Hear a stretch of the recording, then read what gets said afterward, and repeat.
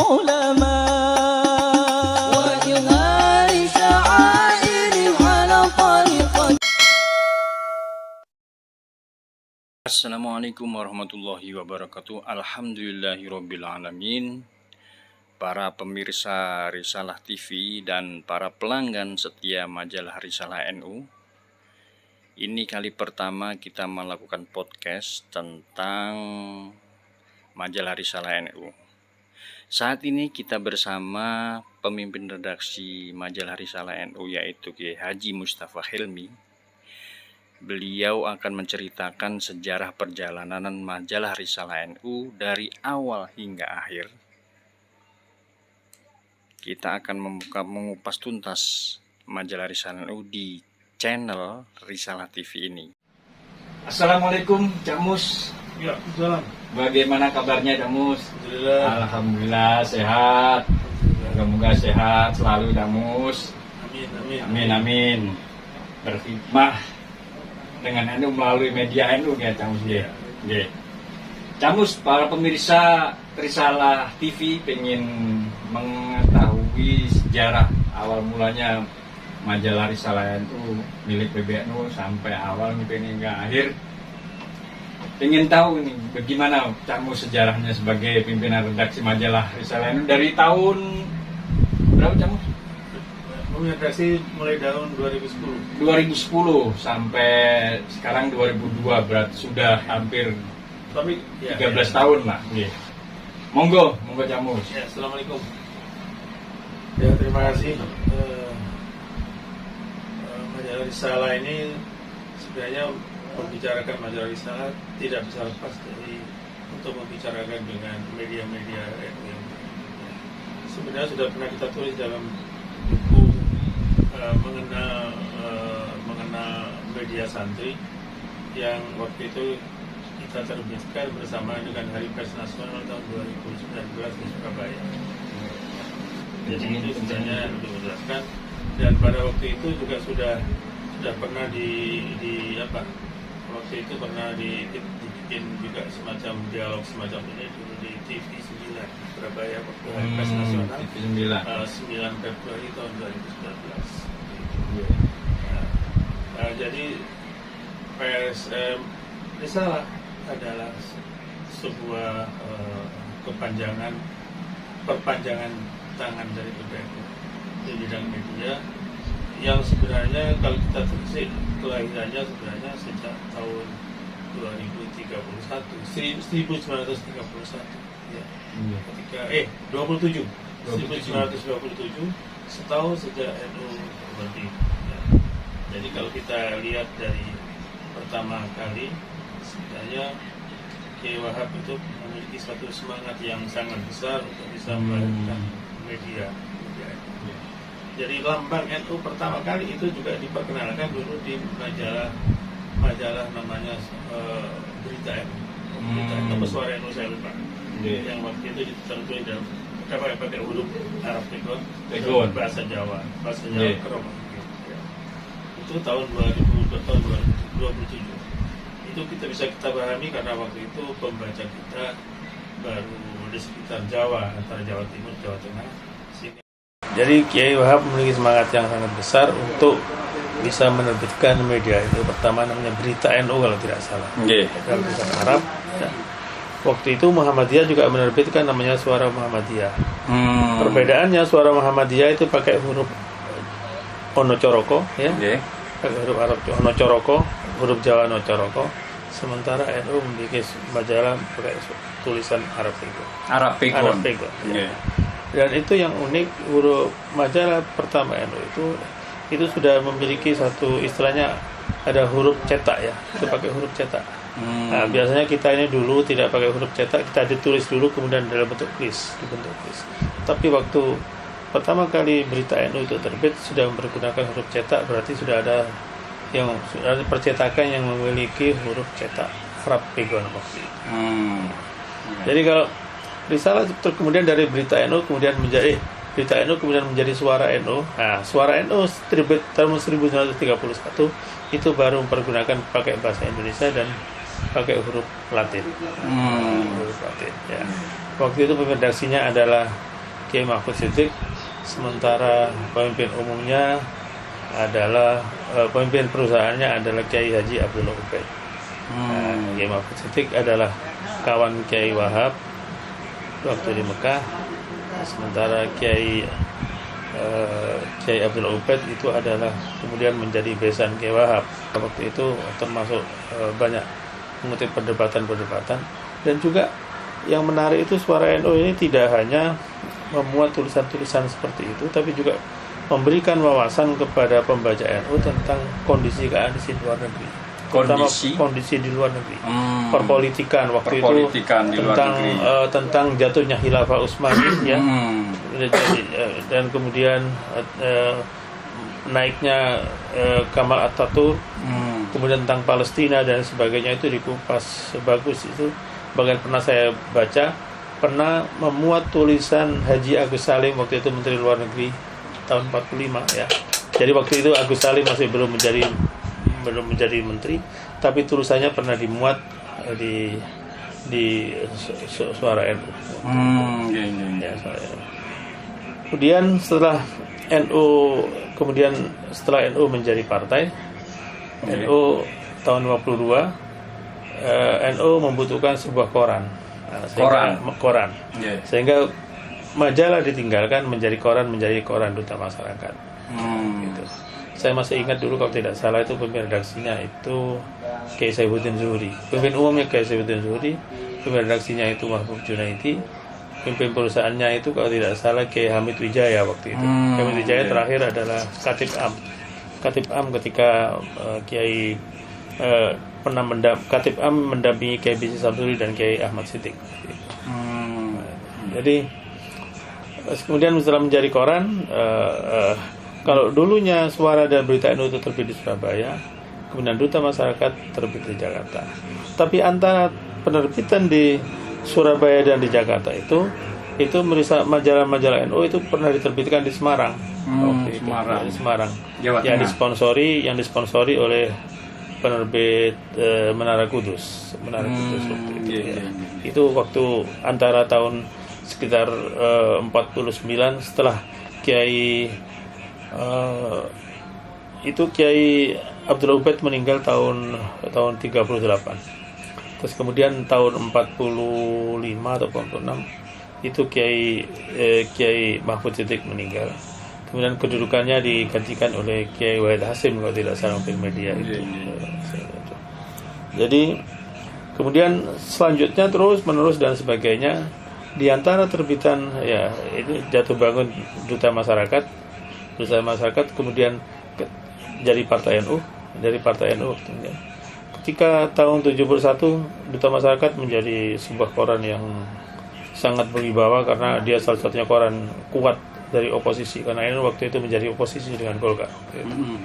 Kemudian tahun 73 fusi, koran-koran juga fusi. Kemudian NU Duta Masyarakat, Masumi punya, waktu Parmusi punya Abadi ya, walaupun tidak resmi punya Abadi. Syarikat Islam punya Harian Nusantara. Mereka berfusi menjadi Harian Pelita. Harian Pelita. Tapi teman-teman NU yang ada di Pelita itu semacam almarhum Slamet Effendi Yusuf, Ikhwan Syam, almarhum Pak Said Budairi, itu menerbitkan semacam tabloid namanya Risalah NU. Sampai hari ini. Iya, Risalah NU. Dan itu masih sangat sederhana. Saya waktu itu ingat, saya masih pernah nyumbang tulisan tahun 77 aja 78 saya pernah nyumbang tulisan. Antara 70-78 waktu itu. Saya menyumbang tulisan pada waktu itu, sehingga kemudian melalui jatuh bangun dan sebagainya, ya mungkin sebagai media, tentu media apapun mengalami selalu pasang surut, terutama pada zaman penjajahan Belanda, penjajahan Jepang itu sama sekali tidak terbit sama sekali. Ya. Nah, kemudian setelah reformasi sekitar tahun 99 ya. 99 itu mencoba dari kalangan NU untuk mencoba menerbitkan lagi media NU ya. Jadi waktu itu kebetulan menggandeng Jawa Pos. Jadi saya masih ingat dulu rapatnya dulu sebuah restoran di Raden Saleh itu dulu. Oke. Jadi saya diundang waktu itu oleh saudara Saifullah Yusuf, ada Dahlan Iskan, ada Arif yang bekas wali kota Surabaya, mungkin wali kota. Arif Afandi. Arif Afandi. Iya, Arif Afandi. Arif Afandi, Saudara Ulil Absar, dan juga Imam Ansori. Imam Ansori itu ya, pernah menjadi komisi yudisial dan juga anggota DPR dari PKB waktu itu. Untuk merumuskan untuk menerbitkan majalah Duta Masyarakat, sebuah rapat itu. Rapat kemudian disepakati, terus kemudian ya udah terbitkan Duta Masyarakat. Nah, waktu itu saya tidak bergabung karena saya masih waktu itu saya di majalah DR. Waktu itu majalah DR adalah kepanjangan dari majalah Tempo yang waktu itu beredar. DR apa itu? Dulu DR itu aslinya nanti Detektif Romantika. Oh, gitu. Majalah Detektif Romantika itu majalah yang dimiliki oleh Selecta Group. Ya. Tapi kemudian ketika Tempo beredar, maka kemudian dibeli oleh Tempo. Nah, DR itu dibeli oleh Tempo dan namanya diganti menjadi Demokrasi dan Reformasi. Reformasi dan Reformasi. Ya. Waktu itu redaksinya Margiono, ya. Waktu mantan PWI itu. Iya, Margiono. Tapi sebagai pemimpin redaksi de facto itu adalah Bambang Bujono waktu itu. Ya, nah, saya juga termasuk di situ.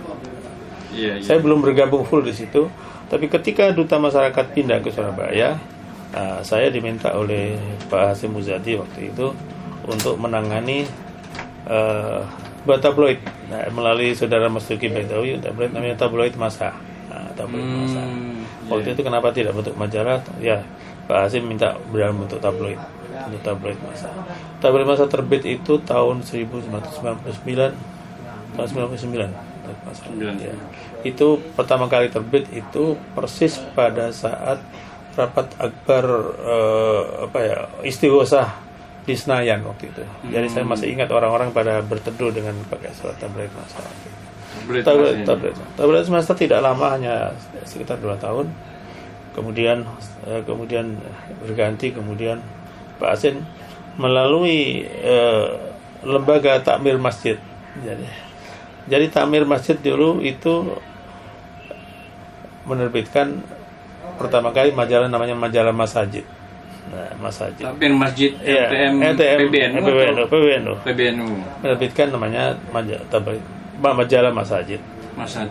Kemudian Pak Hasyim melihat, ini udah kalau gitu kita bikin aja majalah NU. Terus Pak Hasyim secara tidak langsung menyebut namanya Risalah NU. Secara tidak sengaja nama itu muncul lagi. Majalah yang pernah muncul tahun 78 secara terbatas, tiba-tiba muncul lagi namanya Risalah NU. Jadi ketika Risalah NU tahun berapa itu tadi, Jak? Yang mana? Yang Kiai Hasyim menyebut Risalah NU. Risalah NU itu tahun 2012 ya. Bukan. 2003. Oh, itu awal mulanya. Ya, dari TLTM. Iya, 2003. Tahun 2003. Waktu itu kantornya masih di Jalan Sabang. Oh, iya. Itu belum jadi. Kantor ini belum jadi, masih di Jalan Sabang. Enggak. Itu Tabloid Masa yang di sana. Tapi kalau di sini, waktu sudah di sini. Udah. Di Salah sudah di sini. Di Salah sudah di Jalan Keramat Salah di sini. Tapi tidak di lembaga takmir masjid, di lembaga bukan di LTM, tapi lembaga takmir masjid waktu itu di takmir masjid. Saya tidak tahu, mungkin karena Pak Hasyim melihat bahwa terbit majalah Masajid, kemudian mungkin itu. Dan kebetulan di situ ada pemimpin redaksinya namanya Ziz Muzahid yang megang majalah. Awal itu. Kemudian Muzahid yang pemimpin redaksinya. Pemimpin redaksi pertama majalah Risalah. Saya waktu itu di sana menjadi redaktur eksekutif.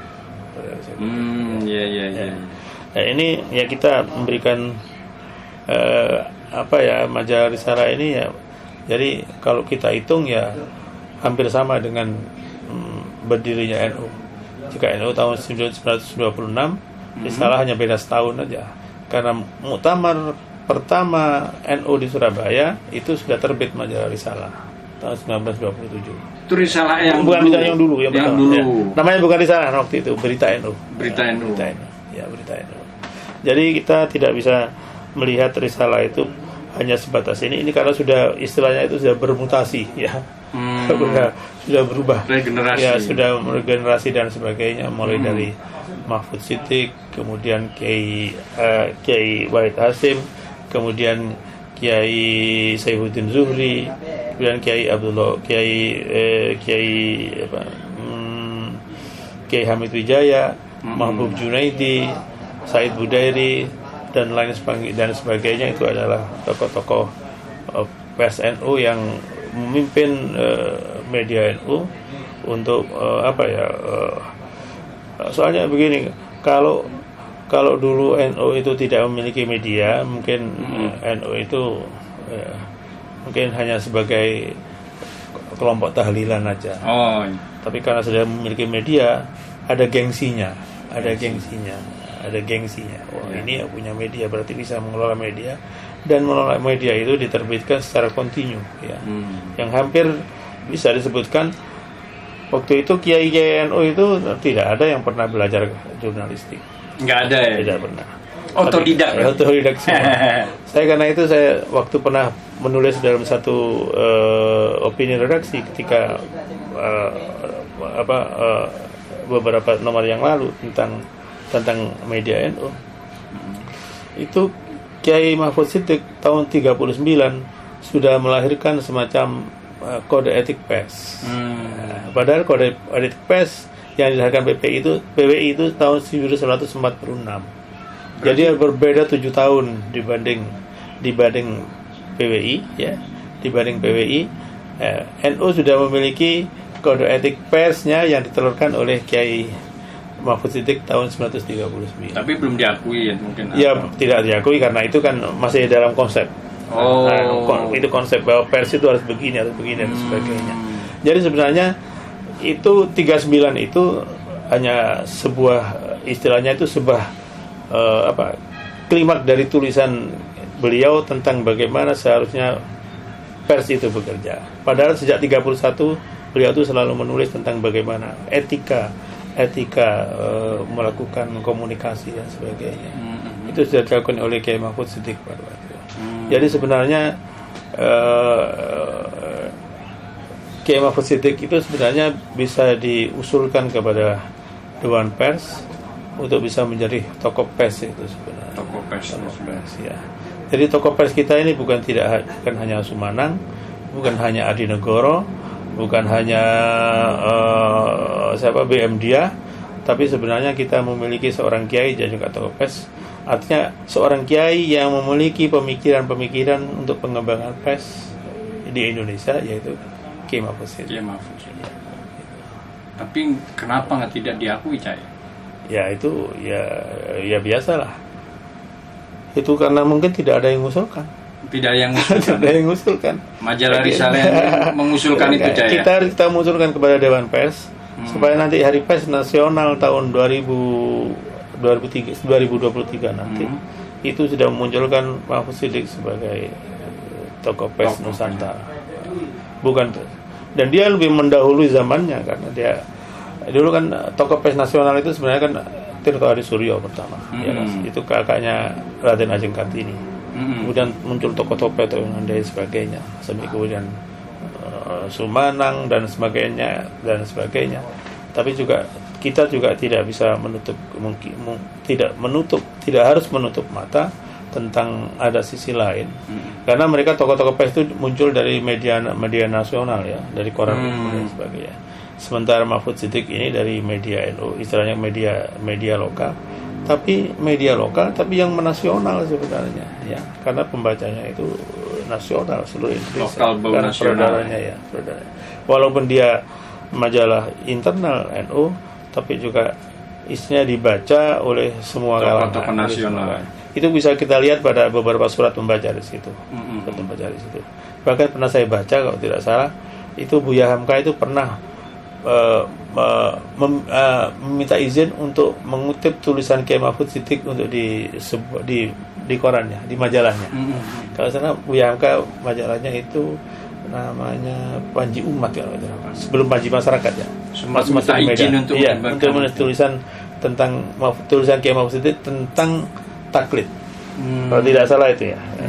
Nah, jadi artinya waktu itu pengaruhnya sangat besar majalah ini. Media lokal tapi pengaruhnya nasional. Pengaruhnya besar. Ya.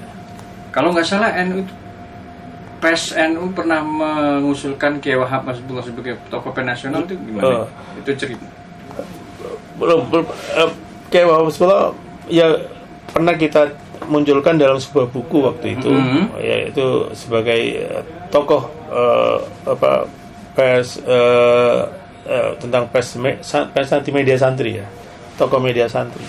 Tapi belum pernah kita usulkan untuk menjadi tokoh PES, karena beliau sudah menjadi pahlawan nasional kan. Jadi sebenarnya tokoh PES nasional itu kalau Mahbub Junaidi, karena beliau diakui sebagai tokoh PES nasional karena pernah memimpin PWI pusat kan 2 kali. Ya, terus kemudian Bapak Khalid Mawardi pernah menjadi ketua PWI Jaya. PWI Jaya. Sementara yang lain-lain itu karena mereka memiliki kiprah yang berbeda tidak hanya di media, seperti Kiai Hamid Wijaya, Kiai Saifuddin Zuhri kemudian menjadi Menteri Agama dan sebagainya, sehingga mereka pers itu hanya sebagai istilahnya hobi mereka, ya, hobi. Berbeda dengan Pak Mahfudz Junaidi yang menjadi profesi, karena beliau mau mencurahkan semua pikirannya untuk di media ini, terutama masyarakat. Oke. Berarti kalau diruntut memang majalah Risalah NU hari ini itu memang kepanjangan tangan dari majalah. Media tahun. Iya. Dari awal berdirinya ini kita lihat seperti itu. Karena nama-namanya memang selalu berbeda-beda berganti-ganti. Iya. Ada kesinambungan. Iya. Yang jelas itu menjadi suara PBNU. Suara PBNU. Termasuk online itu sebenarnya juga kepanjangan juga itu. Kepanjangan dari itu sebagai media, kembali media PBNU. Apalagi Tahun hari-hari ini tahun zaman sekarang kan harus media itu kan mendominasi. Nah itu iya. Makanya pentingnya media NU organisasi besar harus diperlukan media. Dan itu menjadi apa ya? Kalau sebuah organisasi tidak memiliki media, ya dia cepat dilupakan, tidak memiliki sejarah. Tidak memiliki sejarah. Itu yang terpenting. Organisasi sebesar apapun kalau tidak punya media ya. Untungnya itu memiliki media. Hanya masalahnya media kita ini yang nyimpen tidak jelas, karena di perpustakaan kita ini terbatas. Ya. Mungkin perlu ada satu upaya untuk pelacakan, mungkin di arsip nasional dan di perpustakaan nasional dan sebagainya, untuk mencari media-media NU yang tercecer, hilang dan sebagainya. Kalau perlu kita cari di Leiden misalnya dan sebagainya. Penting. Itu harus ada satu tim. Harus dibentuk satu tim sendiri untuk melacak kemana media-media itu. Sehingga kita bisa buktikan bahwa kita pernah melahirkan sebuah media. Oke, Camus. Ya, mungkin lanjutan nanti. Mungkin ini mengenal majalah Risalah ini untuk season pertama part 1 lah. Untuk mungkin bisa kita sambung bagaimana majalah Risalah itu berkembang dan bagaimana sampai episode selanjutnya. Nah, nanti kita akan mengikuti video-video selanjutnya di Risalah TV. Camus, terima kasih banyak atas waktunya. Assalamualaikum. Waalaikumsalam.